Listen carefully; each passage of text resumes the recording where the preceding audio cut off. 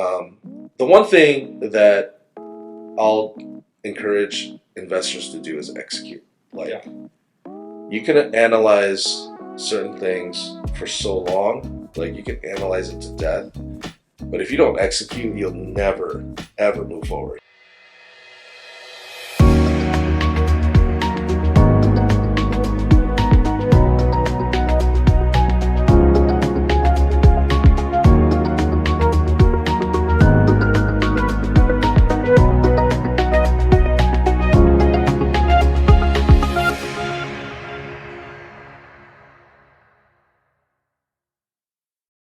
Hey everyone, thanks for tuning in to the Portland Real Estate Investing Podcast. I'm here with my co-host Stephen Tran, and today on the show we have John Tae. What's up? Thanks for joining us, John. You're an incredible investor, super smart developer, real estate agent, previous appraiser as well, real estate appraiser. Can you tell us? Remember that? That's awesome, man. Can you tell us, a little bit about your background, how you got started into real estate appraising after college and whatnot, and sort of where you are now? Yeah, actually, I was a youth pastor for about 8 years, and during that time, I was working that part time, and then part time I was an appraiser as well. So I would do my inspections like kind of during the week, church during the weekend, and that was kind of my full time gig. So I appraised for about 10, 12 years. So, an appraiser. Now, did you have to do an internship with an appraiser? That's right. And you had to have a degree, right? Too. You had at that time, you needed a 4-year degree. Oh, actually, you didn't need a 4-year degree. Oh, okay. And then now you need a 4-year degree to be an appraiser. And I found a mentor for about 2 or 3 years. Okay. Did my hours during that time. Quick question: is there like a specific 4-year degree you need? No, you just need a bachelor. Okay. Bachelor degree. So you just have like a biology degree. Yeah. I think they. Okay, I'm gonna do this guy. Yeah, I think they started with an associate degree.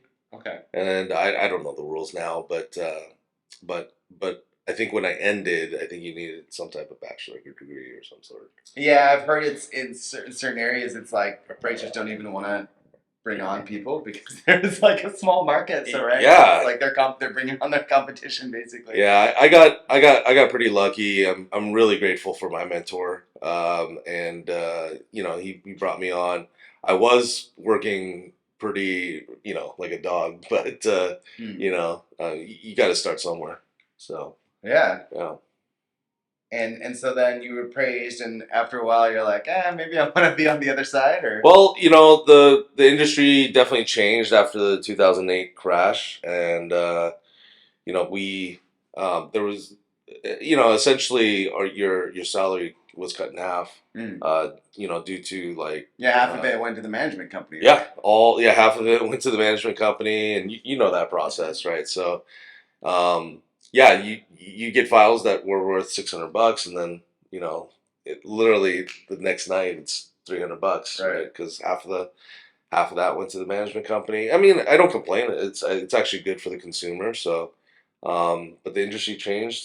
My salary got cut in half, and I was like, well, I gotta kind of change, and so I decided to then, and at that time I then quit youth ministry, and then I went to, I was thinking, okay, what do I do full time? And then I kind of went into the brokering route.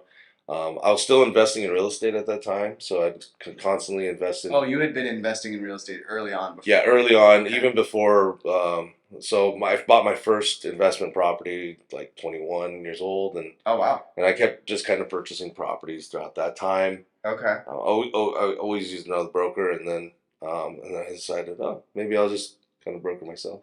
Well, what drove you to get an investment property? Was it like you were seeing all these values of these properties going up as an appraiser? Or? No. Actually, it was because my girlfriend at the time, my wife now, she was moving from California. Okay. And I was like, she was trying to find a place to rent, and I was like, well, for 20 grand, I think I can buy something, right? Really?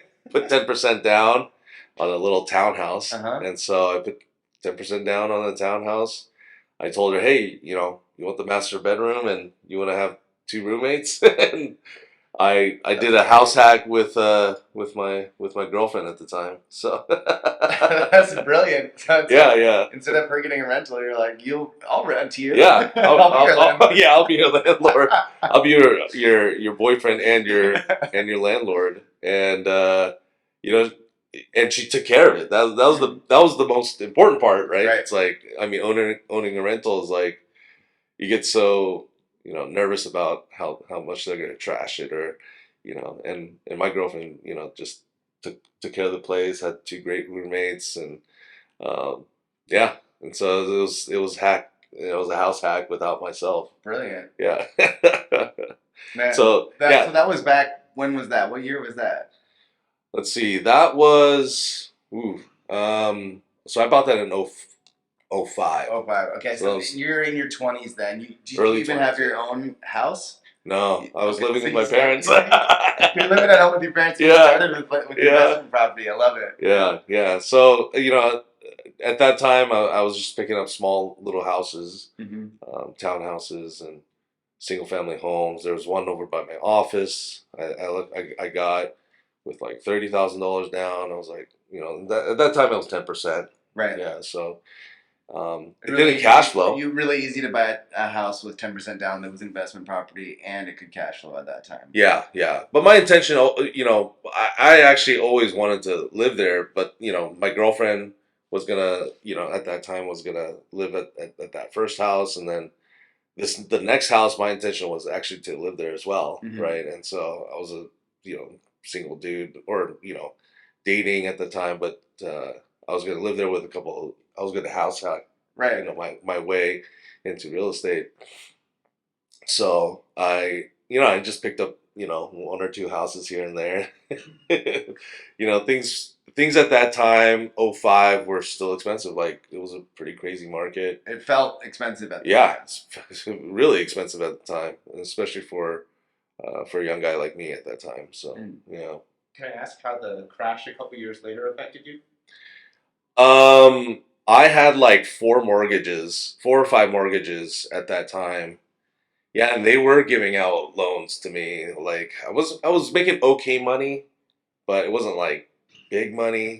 And You wouldn't have qualified on today's standards. yeah, let's just say I wouldn't qualify. And yeah, but yeah, I picked up like four or five homes at that time, and then yeah, the crash happened. But I was scared, but I just rented them out. Yeah.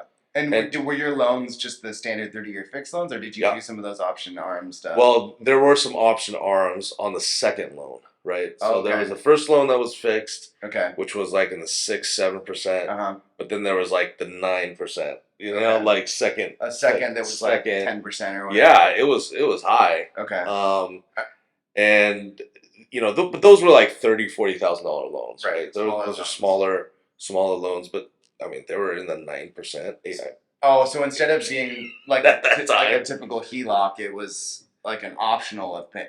No, it wasn't an thing. optional. That's what the mortgage company Oh, did at the time. Okay. Yeah. Okay, interesting. And so there was always like a first, and then there was a second mortgage, and but I was negative on all of them, negative cash flow on all of them. Oh, really? Yeah, but I was like, I'm just still keeping my asset. I'd still rent them out, and because I knew that the asset will come back, right? Mhm. You just rent them out, and I was paying like 100, maybe it was like a negative $100, Sure. to keep the property. So I was like, I'll just keep the property. I don't want to go through foreclosure. I don't want to ding on my credit.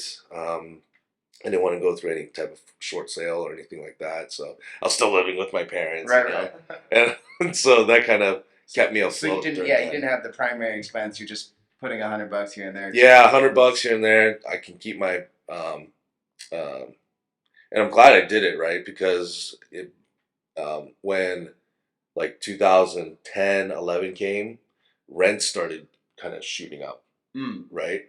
And so my negative equity became like, I'm making $200 now, right? I'm making $300 now, like, and by the end of it, I'm each of those properties were like making me $600-$700 each, Wow. right? So like things were just kind of soaring. I mean, I had to turn some of the tenants in and out, but overall, like it just kept going up. So yeah, I mean, yeah, it starts negative, but it can turn into a positive. Well, that's interesting too, because like in the last few years, everybody's been like, I want something that cash flows. And now suddenly rates have gone up, prices have gone up, and it's hard to find something that's not negative cash flow. Yeah, But people always forget that when you cash flow isn't just that, because then you have a principal portion of your interest payment. Like yeah. every month you're still paying yourself a few $100, right? Even if it's negative cash flow.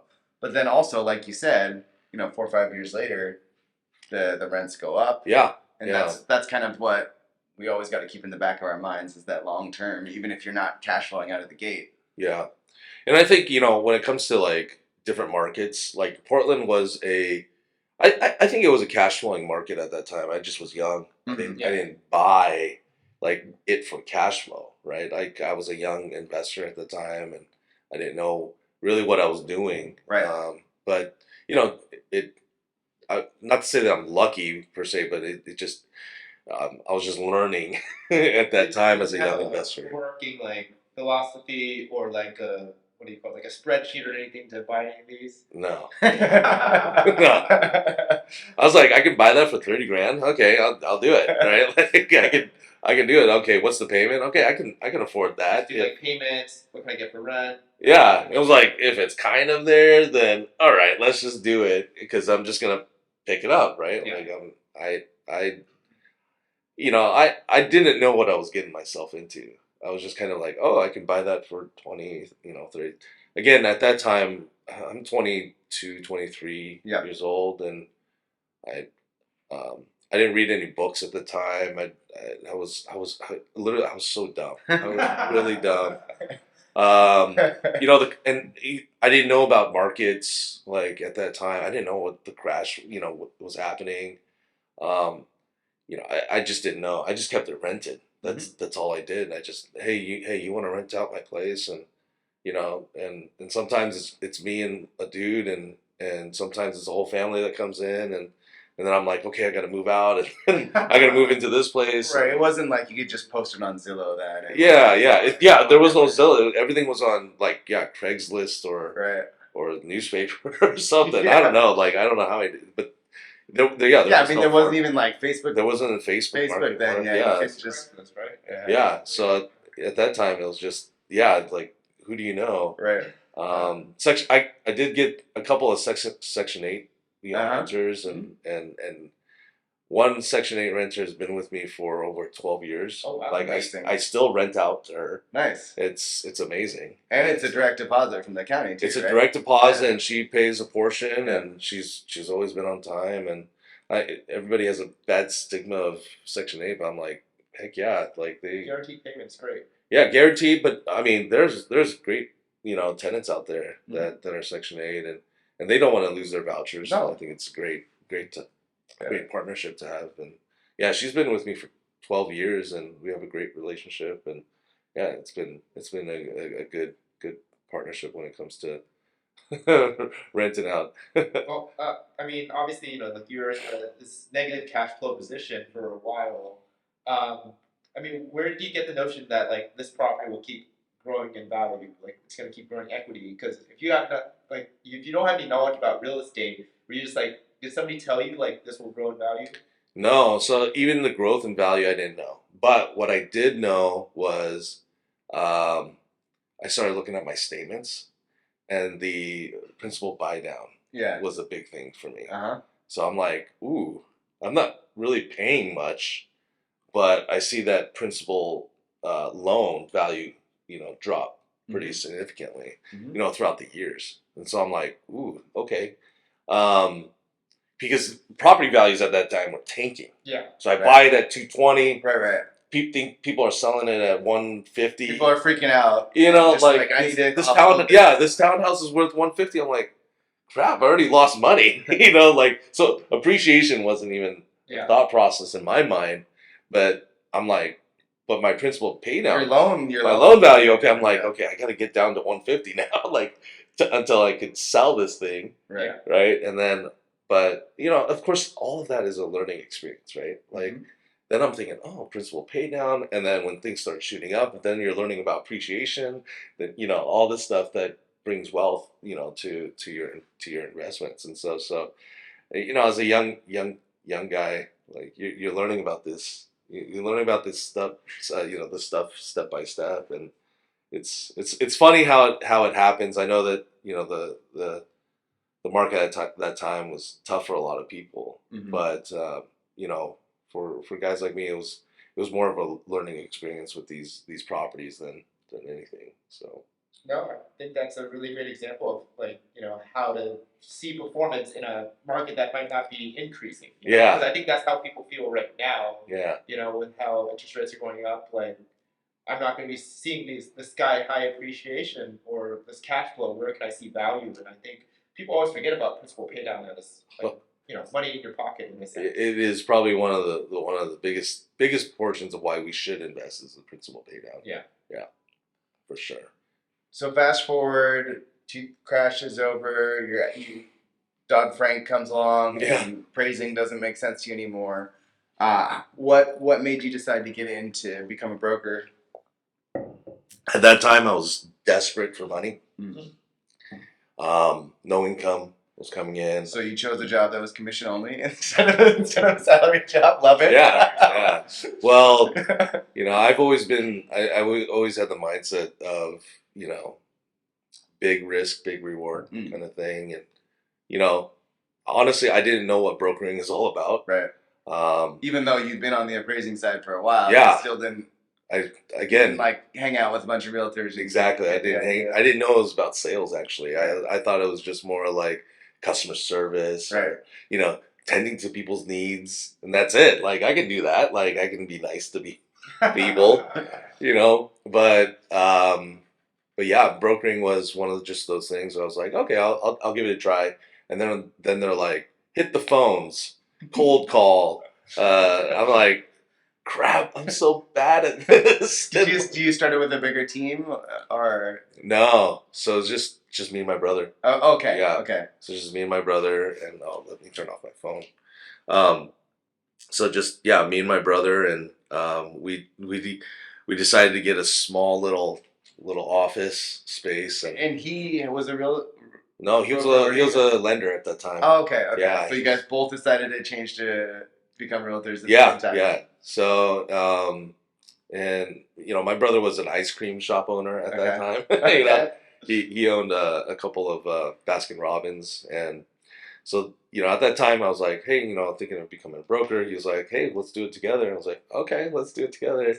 Wow. And so we kind of set our roles from the beginning. I was more of the sales operator, and he was more of the back end administrative type of work. He did all of my paperwork. Right. He had the numbers and the paperwork. Yeah. So he did all the financing. I mean, he was already good at that with the mortgage on the mortgage side. So, and then we started our business. And so you just went straight to owning your own brokerage shop. Yeah. So Nice. that was back in 2013 or 14. We started, and we're like, yeah, let's call it the Apex Group, and we just started it that way. And Nice. we didn't know what we were doing. We didn't know how.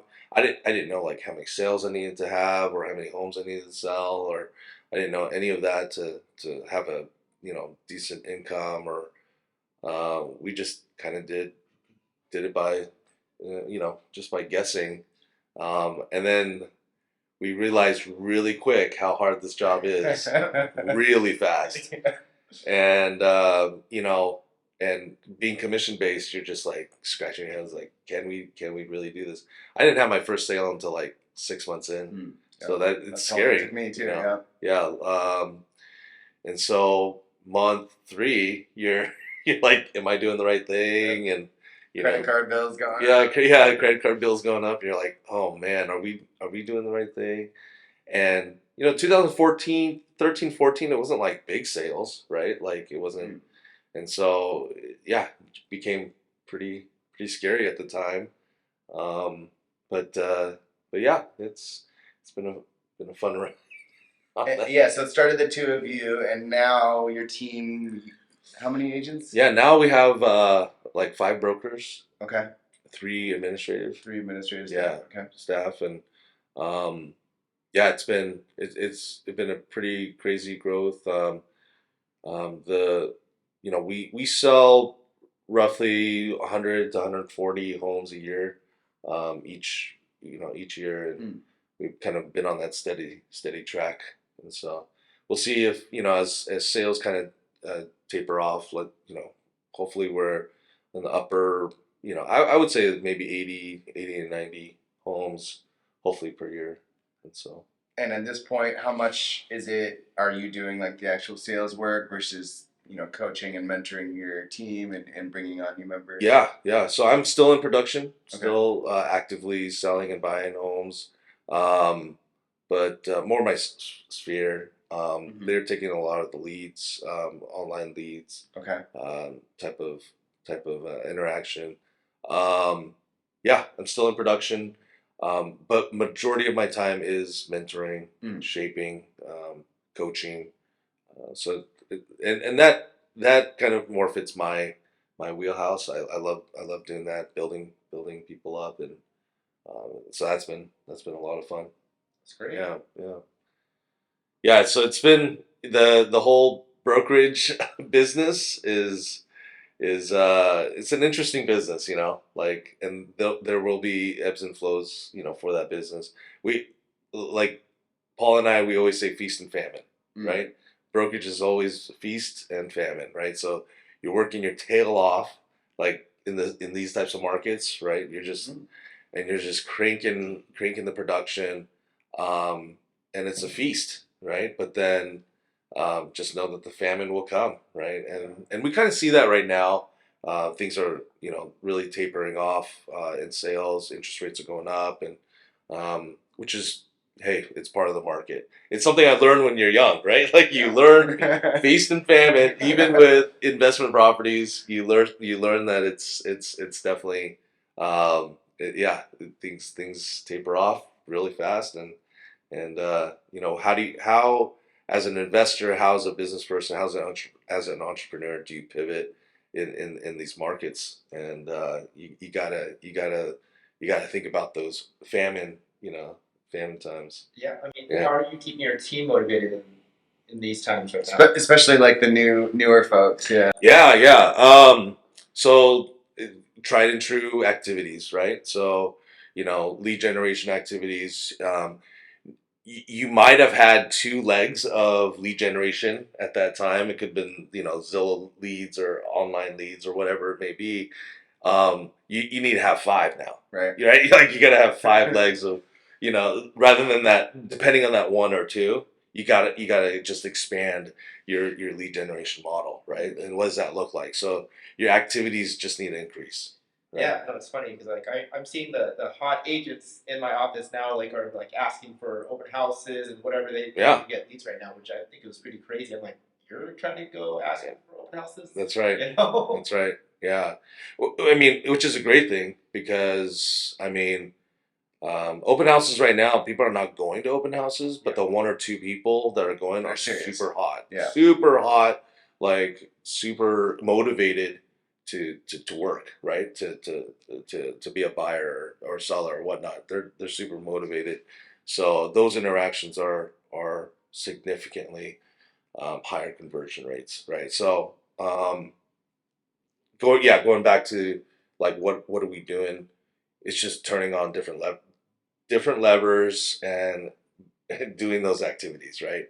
So if you were at 50% capacity in terms of your lead generation, you got to be at like 100% to really generate. And how do you keep them motivated? Well, hopefully their commission is motivating enough because their commission went down significantly. And I know that would motivate me because if your paycheck is not where you want it to be, you're gonna be running after it. So again, and again, there's more than a commission check that with motivation. But when it comes to motivating, it's encouraging them, because during this time, you got to be encouraging, right? Like you got to look at the positives. Everything needs to be looked at as a win, and it's tough. It's a tough market out there. Yeah. No, it's like I said, it's tough when things that were working in the past aren't working anymore, and like you gotta change your tactics, do things you're not comfortable with, like cold calling and Yeah. open houses and you know networking events, etc. So Yeah. I'm right now. Networking is big yeah, right now for me. Leadership conferences. Building up. Uh, referral base. yeah, referral base. Even for me, just building up those leadership skills. I mean, a lot of these things really, really are important. Yeah. And so, yeah, for sure. I did want to dive back into like your investments. I know that we got to about 2010, 2011. We were just talking about a lot of these smaller townhouses, single family homes. As at least me and Jordan know, like you scaled up pretty significantly. Can you tell us a little bit more about that? Yeah. So I always think about my brokerage and my investment in a completely Those are different, two different businesses, right? completely different businesses, Yeah. right? And I've always siloed them, in those categories, right? So Apex Group is my business. It's a cash flowing business. It's something that just brings cash through the door, so then I can then invest in real estate, Right. right? Um, so throughout the years, I've always had that business mindset that I always take the cash that I made and just dump it into real estate. Um, so I only take a small piece of my income on my business. I try not to touch any of that savings, and all of that money just goes directly to investing in real estate, right? So I'm literally like probably getting paid peanuts on my real estate side, but then that accrues, my business to then acquire properties throughout the year. So throughout the years, my investment business, yeah, I've had a lot of small little properties here and there, a lot of townhouses, single family homes, and throughout the years, I would leverage those little investment properties, 1031 those properties into commercial properties, and just kind of turned them throughout the last, let's see, I would say 8 years. I've been just kind of turning those every 2 years or so. So a lot of them are, I would say, value add type of properties, commercial properties that I would purchase, renovate, increase rents, um, these types of strategies, and then sell them off again at a pretty significant profit.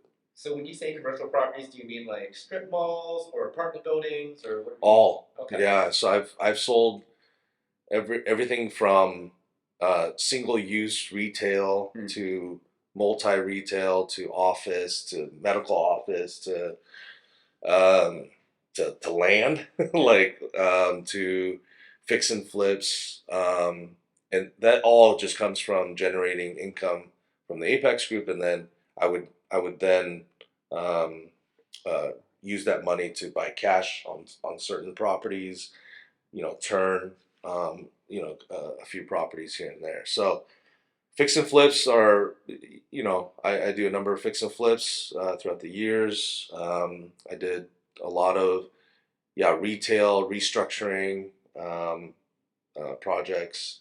Um, One project I just did the driveway and paint, and sold it for a profit of like $600,000, right? Like you just got to buy it right, right? Yeah. And we always learn in When the right investing. deal comes Yeah, along, you just the gotta be right ready. deal. Yeah. We purchased that property for $700,000. It was a commercial property.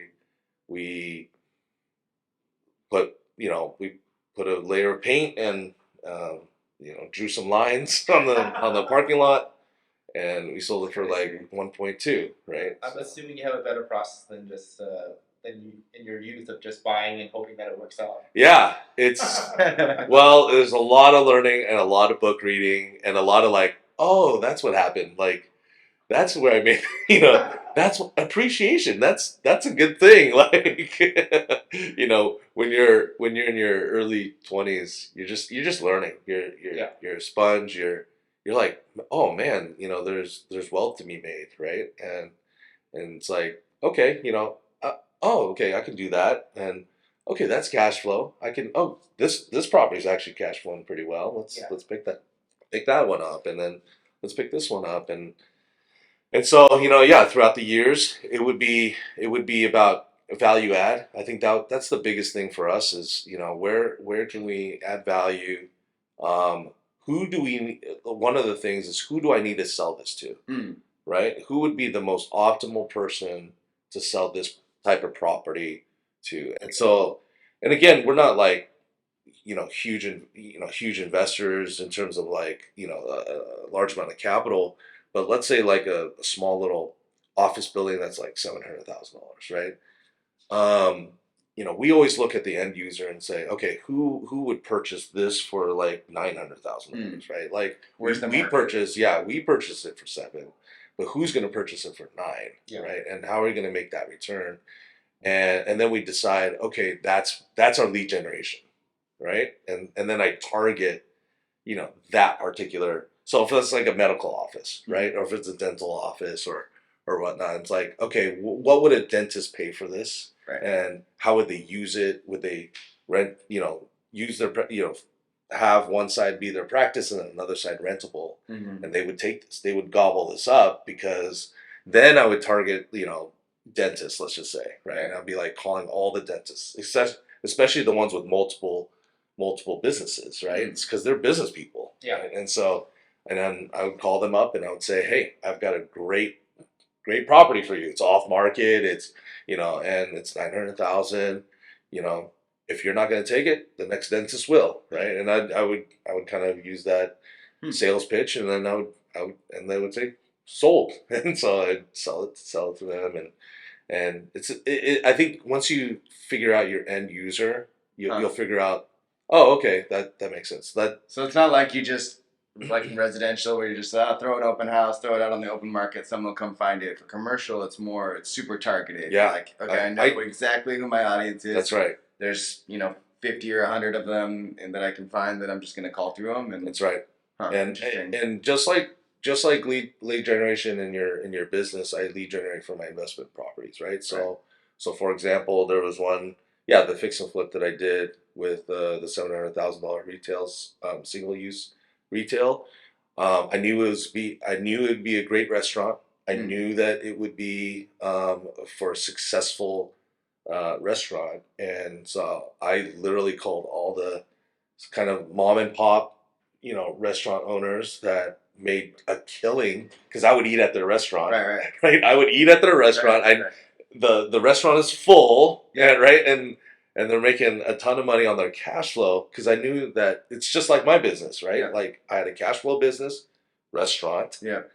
Right. And I knew I had investments to make. Yeah. Right. And so with these guys, it's the same thing, right? Like, they have a cash flowing business, and they're going to invest in real estate. And they don't necessarily have the time to be going searching or have an agent that's searching for them. Yeah. And so I would call them up and say, are you expanding? You thinking of expanding? Yeah, I am. And then I'm like, well, I've got this property, 1.2 million. That's what, that's what we want, right? And they would look at it, they saw the location, they're like, yes, like, I want that, right? And so, and it seems so like straightforward and simple, but really people don't actually do that often, do they? Yeah, you're matchmaking. Yeah. Right. You're matchmaking in investment properties, and it's a very simple concept, but it's just who's going to do the work, right? Like, who's going to pick up the phone, who's going to go out to eat and be like, which restaurant's going to buy my, do the market, research. Yeah. Who's going to, yeah, I like that market research. Yeah, and it's really hunting for those end users that will pay top dollar, and the restaurant does really well, right? Yeah. In that location, super happy, and most likely they'll sell it for 1.5, 1.8, Right. just because of their restaurant alone, being in those spaces, right? So I'm super happy for them. And those clients sometimes come back to you. Absolutely. To Yeah. list, so. And I'm always looking for them, right? Yeah, like, yeah. are you looking to expand more? Like, Yeah. they're like, yes, bring them to me. So yeah, so it's always good to see, especially when you have partnerships with these owners and with these operators. Yeah. Yeah. And being in the commercial sense, it's in the commercial world is very small. You have to understand that people know people, and there's only a few operators that are successful. Yep. And it's just making those calls, making those connections, networking is a huge thing. Yeah, I mean, if you think of your consumer base in the consumer market and the commercial market too, it's just significantly smaller than the residential market, right? Yeah. So switching gears here, we always like to ask our guests, like, what if you were gonna advise somebody that wants to get in real estate investing, isn't an expert. Yeah. They've have money on the stock market and 401ks, but they want to diversify. What are some thoughts on like where to start? What's easy? What's low barrier of entry? Yeah, low barrier of entry. I would say small multifamily. Just if you're starting, I would start with small multifamily. Because for like single family homes were good back then because they were cheap. Right. They were cheap per door. Like you can get like, but they're just so expensive now in the Portland market. Yeah. In the Portland market, right? There's other markets that are okay, but in the Portland market, if you're wanting to start investing, I would say small multifamily. Yeah, and then value add, raise the rents a little bit. Principal buy down. Yeah. Appreciation. Yeah. All of those things, right? Buy it as your primary. Buy as your primary. I mean, these are tried and true principles that you can use to invest, and then that's where I would start, and then move up from there. 1031 is a great vehicle to use to saving taxes, and then a lot of people, they want to skip steps. a lot of folks, they want to skip the hard work. Yeah, I had a lot of clients like that. They're like, well, John, find me the cash flow properties, right? Like, find me. I want to make 15, 20% like you do, John, like whatever it is, right? Yeah. Like, and I'm like, man, like, you haven't done the work. You haven't changed the toilet in your life. Like, you don't know what it feels like when someone takes advantage of you as a landlord, right? Yeah. Like, you haven't gone through the pain of someone missing rent, and how do you go through that type of and then they're asking me about how do I get into commercial deals, and how do I get into developing properties? How do I get into developing properties? Like, everybody thinks it's so easy, or I mean, in terms of like, man, it's like it's this great thing, but like, no, you gotta swing a hammer. You gotta go out there on the ground and look at the forums, and make sure that the contractors are doing it right, and so on and so forth. So a lot of folks, they forget, like, yeah, you got to do the hard work, right? Like, you got to understand construction. You got to understand your own fix and flip when the tenants trash your property. Yeah. Like, you gotta deal with that, right? Yeah. And so I think a lot of folks, when they say, "Oh, investment," it's like I put money in and it's gonna magically come. Yeah. I was gonna say relationships too, because okay, well, who's gonna do it for you? Like, which contractor? Do you know the contractor? Like, That's right. They come through, and when you are starting out, I think like you do a lot of it yourself because you want to take all those extra savings to keep snowballing your investments. Yeah. Yeah. So that's the tough part, and I tell people, like, yeah, it's not it's not just jump in and do it. I mean, That's right. before this, obviously, I told you I was literally painting my Yeah. own trim. Because I don't have all the relationships in the world, and I need to get something done, and sometimes you just need to get in and just do it. Yeah. You know? Yeah. So And so, yeah, and sometimes like you know, um, even hiring a contractor, right? If you don't know what to tell them to do, or like you don't know what or how long it takes to paint a trim, yeah. like they're gonna overcharge you. Oh yeah. Or you just do it yourself, right? Like it's either or. So there's that pain of either forking the money up or actually doing the work, right? So and you just got to go through that experience, right? And that's the thing. Like a lot of folks, they just want, um, you know, they just want to go from 0 to 60 in like 2 seconds, rather than working up to this investment game. And so, but not to say that it's you can hit a home run from the beginning. Absolutely, you can go to 0 to 60.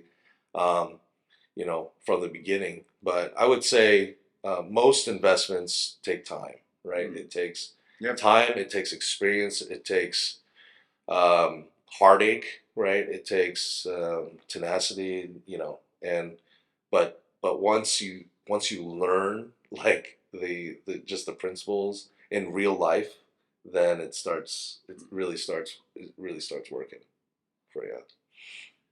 That makes sense. One thing I saw you talk about on a panel one time, you mentioned what you were in the process of. So let's say you got a piece of land, and help our audience understand a way that what you can do with land in a way that you can get it set up for developers, that if you have a knowledge of the code, Yeah. you'll be in good shape. Yeah. So every land is different, right? There's land that has gold underneath, and then there's land with nothing, right? Like, so every land is different, and you just got to know which land to buy, I right? think you mentioned one that was like a house in the Hollywood districts that you Yep. created. Yep. Yeah. Yeah. So, like right now, our investment strategy, one of our investment strategies is value add on the land, right? And so, every land is different. Every land has some type of zoning to it, and every city. Some of those zonings can be changed, and some cannot. Some will change, and some will change. Without you even knowing. It will change, and so, depending on the zoning, depending on the density of that land, you could entitle the land. So, I'll give you an example for a Hillsborough property, which is for sale, by the way. No, I'm just kidding. For any of you that want to invest in land, no, it's a 32 unit. So this house was squatters. Like this house it was just horrible, and it's in Hillsborough, and we acquired the land for about I think it was 160,000. Nobody wanted to deal with it. Nobody wanted to deal with it. It was just it's a garbage piece of property. In fact, I contacted the city of Hillsborough to ask their fire department to just burn it down, for their training purposes, right? Yeah. Like, did they need it? No, they didn't do it. They didn't need it. And so I was like, "Hey, would you like to use this house to train your firefighters?" Smart. Yeah. Cheap demo. Yeah, cheap demo costs. And, I was like, "Would you like to use it?" No. They said they didn't need it. So, so we purchased it for about $160,000, right? Yeah. And we knew the zoning of the lot, and we entitled the properties, which went through planning, permits, which was a lot of money. Roughly 150,000. So we're all in about 300,000. Okay. But now you can build two retail type of spaces on the bottom with 32 apartment units. Holy on cow. top. Wait, how big was this lot? It's only half an acre. Okay. Yeah. But Actually, I'm sorry. It's like 0.4 acres. It's like it's a so small you city didn't- block. you didn't It's rezone small, it like at all. quarter. I didn't rezone anything. It was already Yeah, zoned it's properly. already You just zoned. needed to get it. It's downtown Hillsborough. Yeah. Like it's Okay. I mean, It'll be. I mean, it's not the most luxurious apartment complex that you'll want to build. There, you don't want to over improve it, Right. right? But you still have 32 apartments on there, right? It's crazy. And so, and we're selling it for 700, right? So, um, again, it's relatively double our money, but for the land and what you can build on it, I mean, it's and what you can cash flow on it. I mean, Some basically, the developer did not want to push that paper. They didn't want to do that work. Yeah, They'd rather just buy it for 700. yeah, and they don't want to find the deals. They don't want to either. find it. They don't want to find it. So yeah, any developer that all they just want to build and build a multi-unit, right? That's their what they skill want. set. That's what they know. want. Yeah, and so and there's money to be made. You can develop it and then just sell it to a management company, right? To rent it out because that's all they want to do, Mm-hmm. right? It's right next to the hospital. It's a good little project, and so we haven't started the project. I mean, because we want to start it, but we have other projects that's kind of like on the back burner for us. Mm. So we're like, okay, we can sell it, we can hold it. I mean, we're in it only a couple $100,000, and it's there if we want it, so. But there's no house on it. We bulldozed the house. Right. It was um, yeah, it was in bad shape, so we just bulldozed it. Yeah. Yeah, so land is a good opportunity for anybody to get in. You just gotta, again, it's all about experience. You gotta do the work. You gotta hire the right people. Gotta talk to the city. Gotta talk to the city. Patience, right? Yeah, the 'Cause you gotta- patience. Yeah, A lot of you gotta get all the permits. You gotta get the architecture. You gotta All of these things you want to actually build. that's right. Like That's like right. you're imagining like a 32 unit on this plot. That's right. Yeah, yeah. So again, and how do you optimize it with parking and all that stuff? Like you gotta make sure everything is. But for the person that's not interested in dealing with a tenant or ripping out toilets and That's right. and doing all that part, it's more this kind of work is more paperwork, right? Yeah. Filling out applications, talking to the city. Yeah, the next Getting the person code, that right. the next person that purchases it, it's okay, how much the doors cost, how much the windows cost, how much that kind of paper pushing Mm-hmm. in terms of like, okay, this makes sense, 700,000 for the land. Hey, I'll buy it, and I'll make 32 units should be around 6 million, 7 million, so it's not bad, for what they're gonna make on the back end, and then the amount of rents that could come in at that for that location. Yeah, because there's a nursing school there, there's Pacific University there, so yeah. And so, if you were to take that now that the land's entitled and ready to go, if you were to take that to a bank, would you be able to just get a construction loan based on that value, right? That's Yep. like, oh, this is your down payment. Yep, they look at the plans, they get the construction loan and say like, okay, well, can this investment make money, and they'll give you a construction loan to construct Mm. the project. Yeah, so that's another way that you could work that angle if you want Absolutely, to absolutely. build your own equity. That's cool. Yeah, yeah. And they have all their calculations on how fast the units are going to rent. How I don't know. I'm not a lender. I don't know how they calculate all that. Right. Job. Yeah. So that's Commercial. yeah. But before even developing, like we didn't even think about developing early on. Right. We just we like the money on our fix and flips. We like the money on our long holds. Mhm. Like we multifamily has always been good to us. Office has been good to us. We have long-term tenants in our office. Pandemic scared us, but office got hit pretty hard Mhm. throughout Portland. But retail has been really good, and so yeah. But we have our offices are small office. It's not like this. It's not like nothing like this this. thing lost a lot of tenants. Oh yeah, like I think as an investor, these might be a great great purchase later down the road. Mm. So, hint, hint, you know, like we may be purchasing stuff like this, right? Like, cause Well, if your occupancy's been down for a few Yeah, years, it's yeah. suddenly becoming something that you don't want to hold on to anymore. yeah, yeah, and a lot of companies maybe want to get rid of it for pennies on the dollar, and a lot of these offices are not making any money, but you just got to find the right tenants, right? So going back to Well, like, they were raising the rent too. Like Yeah. someone that bought this just recently was raising the rents in the middle of when everyone's moving out. Yeah. We're like, no. yeah, and they have their strategies, Yeah. right? So I don't know. We'll see how it kind of pans out. Office is a little weird right now. It's a little wonky, but what do I know? I honestly, I'm not in the game of these larger complexes. Right. I really am in the game of smaller office. Your retail.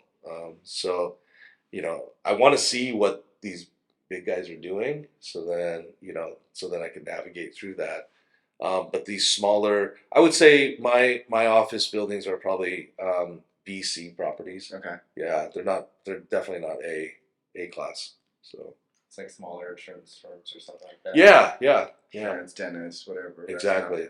Yeah. But occupancy wise, you also didn't see the same hit that the A class did. That's right. Yeah. It's kind of like renting luxury apartments versus That's right. working class apartments. That's right. Yeah. Yeah, that's exactly it.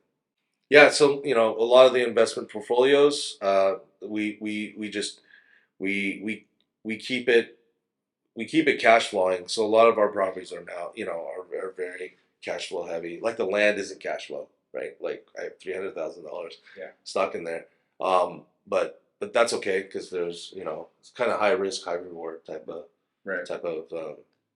play on some investments for sure. Well, and at this point in your career, if you had to, you could develop it. Yeah. Whereas you don't feel like I need to sell it That's right. by X date, otherwise I'm like, Yeah. Shut And up. I would say there's more profit to be made on different projects for us. That's why we put that on the back burner, Yeah. or willing to sell that piece of land. So Well, how do you feel about like obviously new development? Because you had one in Hollywood district. Mhm. Do you still have that one? Yeah. Okay. Yeah, Like, how we do you- finished one, and we just took down a house to build another Okay. 19 units. So do you like that better than just purchasing like existing property, or is there like Both. They're both good. They're both good. Okay. Yeah, both of them are good, depending on again how you buy it. Yeah. Yeah, I wouldn't limit myself to say. I mean, in my career right now, I don't want to say like, oh, I'm just a developer, right? Yeah. Like I'm always open to a deal, right? To value add, right? So I found the Seems like land. for you, it's always value add. Yeah, so it's always value add. I saw the land. I was like, okay, this is a good deal. Like, there's some land that I'll buy for premium as well because I'm like, okay, the end is so much bigger. Well, yeah, because you're going to build onto it and add. Yeah, and so Right. another $100,000 may not, who cares? Right. Because I'm just going to build another, $8 million project on that, right? So Yeah. what's $100,000? Who cares about $100,000? I don't. But in say it that way. percentage Percentage-wise, it's Yeah. like I'd rather take down the deal for the deal, because I know what could be on it, and then the cash flow. The $100,000 is like 2 months of income that comes in, right? So it's like, oh, okay, I can take on that cost. Yeah. So sometimes land is expensive, especially in great neighborhoods, but you can take it on, and kind of roll it into the costs. Yeah. So 5-10 years from now, are you hoping to build a big pink? No, honestly, I just don't know like larger things than what I am doing right now. Well, it seems like you've been slowly. Yeah. Those development projects that kind of fell in our lap because we were. So I'll tell you how we got into. There was a small office on that building first, and we were like, "Ooh, that's actually not bad for $500,000 in Hollywood district for an office space." And so I was like, okay, again, I kind of fall into success a little Right. bit. Like you just kind of like fall into these projects, and you're like, oh, the zoning is, CM3, whatever it is. I'm like, wow, okay, like that's great. Like, what if we rent it out? How much can we rent it out for? And it was renting out for like $2,000. Okay. And then if we bulldoze it, what can if we and so we're doing all these calculations. I'm like, okay, it's better to develop this property. You can't not develop it. Yeah, and then so we're like, okay, let's give it a try, Yeah. right? And yeah, and then the seller was like, I'm selling my other selling my other duplex behind it. I'm like, yeah, we'll buy that. Like we'll buy it, and so, and again, it's you just don't know, and then you're gonna learn, and then you're just gonna. The one thing that I'll encourage investors to do is execute. Like, Yeah. you can analyze certain things for so long, like you can analyze it to death, but if you don't execute, you'll never ever move forward, right? You'll never like even like execute and lose. That's okay. Right. At least you learned. At least you did it. Yeah. Like at least you went in, right? Yeah. And at least you went into the pool. Like you're like, I want to learn how to swim. I want to learn how to invest, right? But if you never like put your toe in the pool, or if you never go in the water, you'll never Right.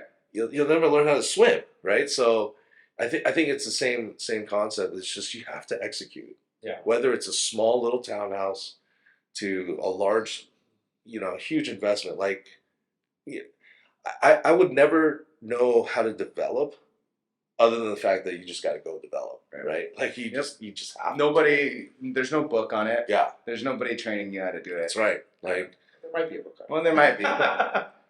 my first initial investment into development is 800 grand, 500 for the land, let's just say 300 for development. The fees and the permits and all that. So it's like $800,000. Mhm. Like you just got to execute, Right. right? And that's paying cash. Like that's a lot of It's money. a lot of money. It's a lot of money, and you just got to do it, right?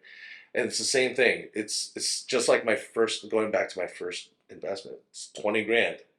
You just got to do it. Just got to do You it. just got to do it. Execute, right? And I think that's just something that, as if you want to become an investor, and when you do, you just have to execute during that time.